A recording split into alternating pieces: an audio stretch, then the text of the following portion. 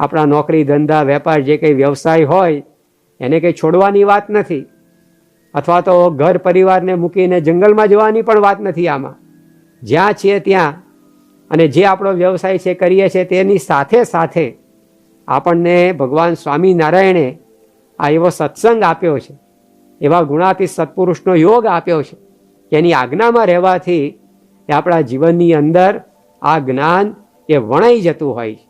અને એ જ્ઞાન સિદ્ધ થતાં સુખ દુઃખ માન અપમાન જય પરાજયના દ્વંદ્વોથી આપણને મુક્તિ મળી જાય છે. આપણો સત્સંગ પણ સોનાના દોરા જેવો સારધાર બને છે. જીવનમાં એવી નિર્ભયતા આવે છે. આપણા જીવનની અંદર આપણે આ રીતે સુખની અંદર આનંદની અંદર વિપરીત પરિસ્થિતિઓને પણ સહન કરવાની શક્તિ એ પ્રાપ્ત કરીએ છીએ. તો આવા અનેક લાભ એ આપણી આવી સાચી ઓળખ એ આપણે મેળવીએ ત્યારે આપણને થતા હોય છે. એ ઓળખના અભાવે પ્રશ્નો પણ એટલા ઊભા થાય છે. તો આજે ભગવાન સ્વામિનારાયણને, જેઓની શતાબ્દી આપણે ઉજવી રહ્યા છીએ, એવા પરમ પૂજ્ય પ્રમુખ સ્વામી મહારાજને અને પ્રગટ ગુરુહરિ પરમ પૂજ્ય મહંત સ્વામી મહારાજને પ્રાર્થના કરીએ કે આપણું આજે સાચું સ્વરૂપ આત્મા છે એનું જ્ઞાન વિશેષ ને વિશેષ આપણને દ્રઢ થાય, અને એ જ્ઞાનની દ્રઢતા માટે આપણે એમના આદેશ પ્રમાણે વર્તી શકીએ, એનું બળ બુદ્ધિ શક્તિ આપણને પ્રાપ્ત થાય એ જ પ્રાર્થના. શ્રી સ્વામિનારાયણ ભગવાનની જય. અજ્ઞાની અને જ્ઞાની, ઘેલો અને શાણો, મૂર્ખ અને બુદ્ધિશાળી, આ ભેદ જેને લીધે પડે છે એ છે આપણી દ્રષ્ટિ. બાહ્ય રૂપ કુરૂપ અને શરીર તરફની દ્રષ્ટિ આપણને અજ્ઞાની બનાવે છે, જ્યારે આપણા સાચા સ્વરૂપ એટલે કે આત્મા તરફની દ્રષ્ટિ આપણને જ્ઞાની બનાવે છે. હું કોણ છું? દેહ નથી, આત્મા છું. હું કેવો છું? આ દેહ તો નાશવંત છે, પણ હું શાશ્વત છું. આ દેહ તો દુઃખરૂપ છે, હું આનંદરૂપ છું. આવો આત્મવિચાર જ આપણને અનેક મુશ્કેલીઓમાં ઝઝૂમવાની, સ્થિર રહેવાની, સુખી રહેવાની, આનંદિત રહેવાની શક્તિ આપે છે. આ વાતો માત્ર શાસ્ત્રમાં લખેલી નથી, અનેકના અનુભવની વાતો છે. મિત્રો સાથે મજા માણવા ગયેલા વસંતના જીવનમાં એક અણધારી ઘટના બની. ટ્રેનના અકસ્માતમાં તેને પગમાં ગંભીર ઈજા થઈ.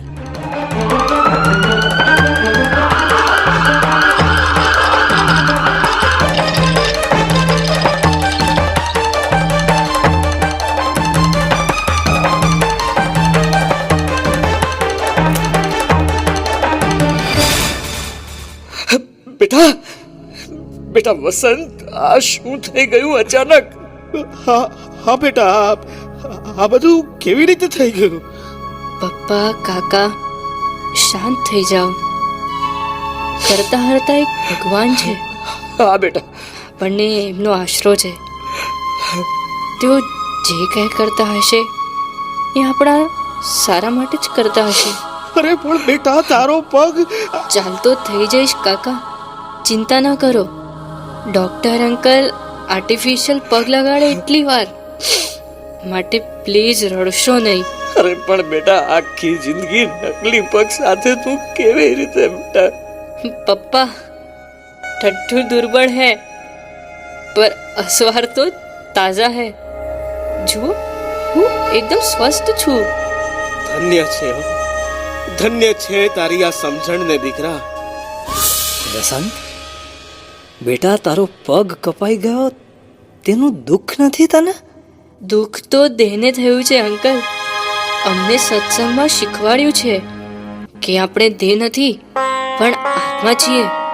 દેહ, આત્મા? હું કંઈ સમજ્યો નહીં બેટા. અંકલ, આપણે મહિને 2 મહિને વાળ કપાવીએ છીએ, તો શું વાળ ભેગા આપણે પણ કપાઈ જઈએ છીએ? નહીં ને? બસ એ જ રીતે મારો પગ ભલે કપાઈ ગયો પણ હું નથી કપાયો. જુઓ, હું તો એકદમ સહી સલામત છું. અરે પણ બેટા, આનું કારણ શું છે? કારણ કે મારું સાચું સ્વરૂપ શરીર નહીં પણ આત્મા છે, અને એ આત્મા કદી કપાતો નથી, ઘવાતો નથી. પાણીમાં ભીંજાતો નથી અને અગ્નિમાં બળતો નથી. એ તો અવિનાશી છે, અજર છે, અમર છે. બેટા, તારામાં આવી સમજણ આવી ક્યાંથી? વચનામૃત. વચનામૃત?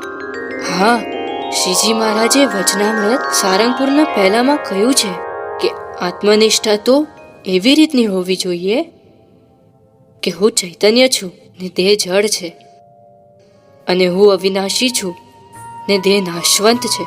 વાહ, અદ્ભુત જ્ઞાન છે આ, જે વિષમ પરિસ્થિતિમાં પણ પરમ આનંદનો અનુભવ કરાવે છે. ખરેખર ધન્ય છે તને, અને ધન્ય છે વચનામૃત ગ્રંથને.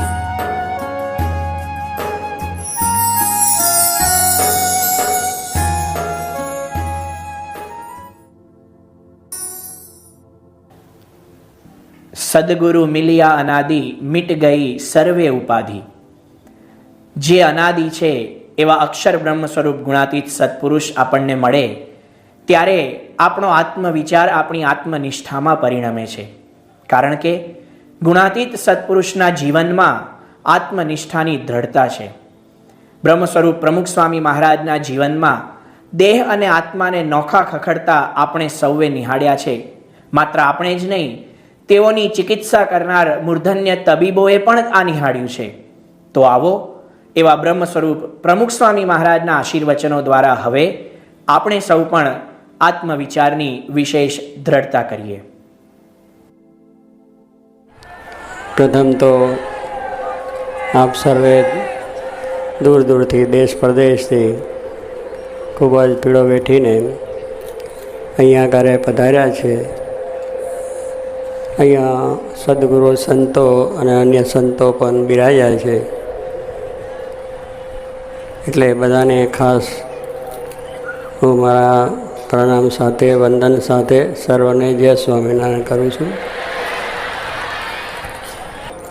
શ્રીજી મહારાજે વચનાત્મામાં પણ કહ્યું છે કે ભગવાનને એ જ પ્રાર્થના કરવાની કે અમારી અહમ મમત્વ માયા થકી રક્ષા કરજો. કારણ કે હું ને મારું અહમ જે છે આપણને, અને અહમ લઈને માણસ આજે દુઃખી છે. અજ્ઞાન છે એટલા માટે. હું નથી અને મારું પણ નથી. આપણે જો જોઈએ તો આ હું જે કહીએ છીએ શરીરની અંદર આપણો હાથ છે, પગ છે, નાક, ઇન્દ્રિયો, એમાં હું કોણ? હું જેવી કોઈ વસ્તુ એમાં છે જ નહીં.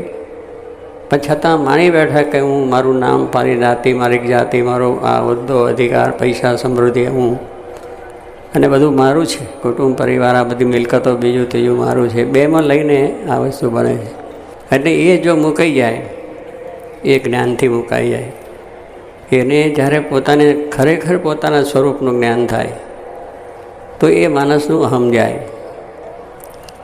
શ્રીજી મહારાજે એક વખત એક હરિજનનો છોકરો હતો.